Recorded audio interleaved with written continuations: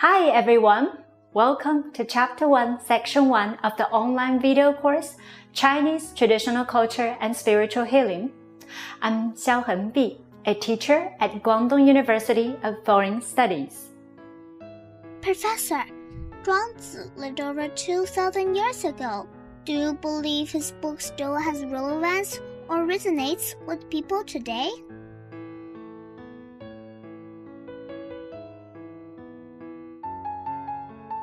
There are plenty people who touch up a cake by adding icing on top, while few would send charcoal on a snowy day.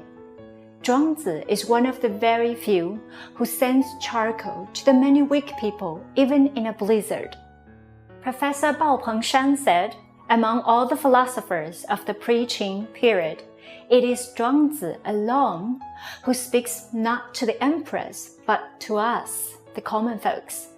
Zhuangzi lived in a chaotic era when virtues and rituals were abandoned.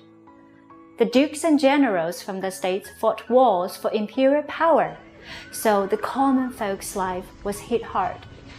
When all his contemporaries tried their very best to advise the dukes and the generals, the strong, on how to change the world and gain the upper hand in the game, Zhuangzi instead, he turned to the common folks, the weak. He told them to change themselves in order to play a good game with bad luck, amidst the blood and chaos. The philosophy of Zhuangzi is a mosaic. Different people see it from different angles, all catching sight of the multifaceted beauty and splendor. I've always seen the book Zhuangzi as a manifesto for the weak, telling them how to save or free themselves. Hold on, I am not weak. I think it's not written for me. By the weak, I mean the ones who are weaker compared to the strong. It also refers to the vulnerability of our own existence. Humans are like a fragile reed. There once was a little monk. Looking perplexed, he asked his master, "Why can't I sleep at night?" With mixed emotions, the master responded, "Night, to humans, isn't here solely for their sleep. It is there for insomnia, depression, breakdown, despair, remembrance, and regrets. People can be more tiresome at night than in daytime." So true. In the daytime, we tend to display a facade, pretending to be calm, even faking a smile.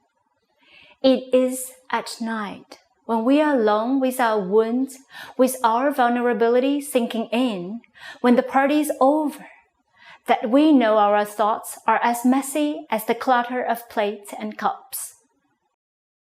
Our life is very much like an embroidery work. The front presents the smooth and shining surface, while the back is full of mixed and messy stitches. No one, however strong, can be strong forever. No one, however strong, can get things beyond his reach. When he's beaten by someone stronger, he becomes the weak. When he encounters great setbacks and starts to fall, he becomes the weak. When he can no longer feel the meaning and fun of the life of the strong, he becomes the weak. He's not even prepared for being the weak, so he is maybe even more vulnerable than an average weak person. Life is fair for everyone. Anyone can become the weak at some point in their life. Isn't there a patient in every home? Won't you get sick at some point in your entire life?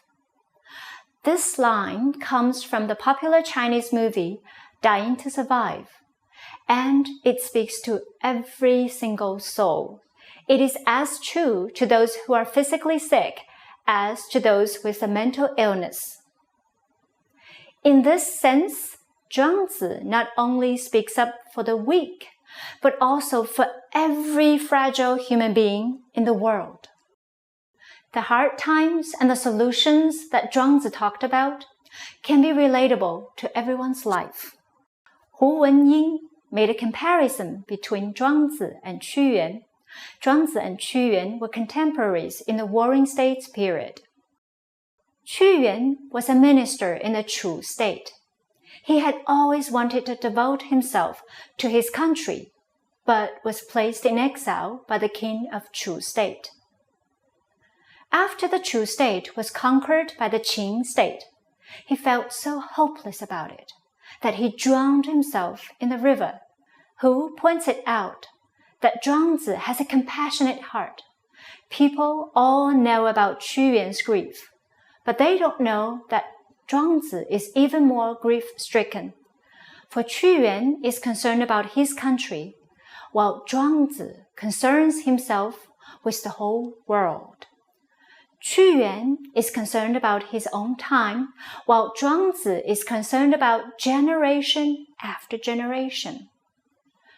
Hu believes that Zhuangzi is far more compassionate than Qu Yuan, as the latter is concerned about the people in the state of Chu, his countrymen, but the former is concerned about everyone. Zhuangzi is deeply concerned about the fatal misfortunes for everyone, such as sickness, death, love and separation, desire, oppression, contempt, and reproach. Zhuangzi says to those who are struggling with the ups and downs of a miserable life, if a man cannot change the world, he can at least rebuild his soul.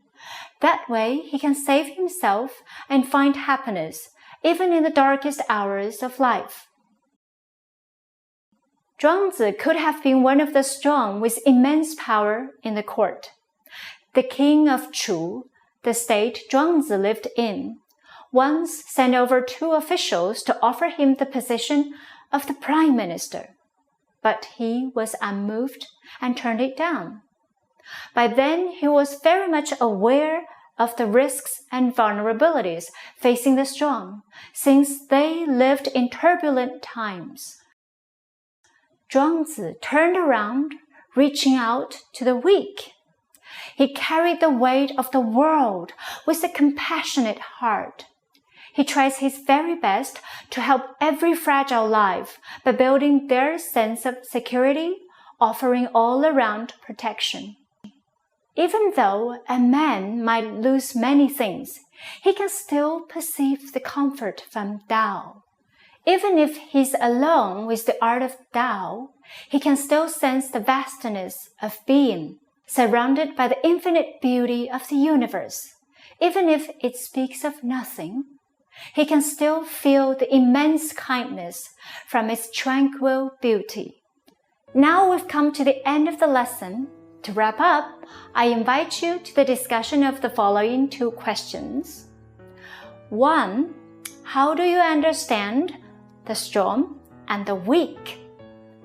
2. What experiences do you consider as the fatal misfortunes for everyone? And how do we usually cope with them? Thanks for watching. Have a nice day.